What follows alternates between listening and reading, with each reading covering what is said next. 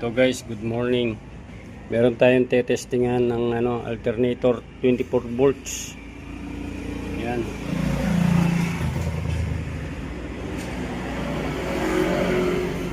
So ito yung testingan muna natin ito kung saan yung sira. Pero na-testing ko na ito, ang sira niya rotor disc wiring. Rotor wiring ang problema. Wala siyang continuity. Baka putol yung wiring. Eto, testing tayo kung walang problema yung IC. Eto, positive papuntang alternator.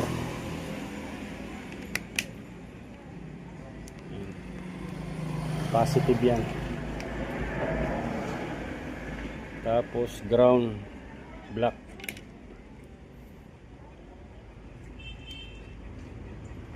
Negative battery.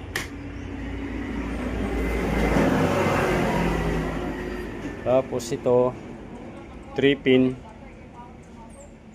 Yung sa baba battery, yung sa kanan ignition switch, yung sa kaliwa lighting indicator. Kaya ito nakakonect muna tayo sa battery. Kukonect natin ito sa battery.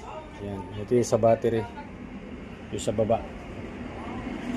Tapos yung sa ignition pinagsama ko na lang muna, ignition at saka battery. Yan, battery tsaka yung sa ignition pinagsama ko na lang muna dito. Tapos sa lighting indicator, yan, para malaman na hindi sira yung carbon brush. Yan,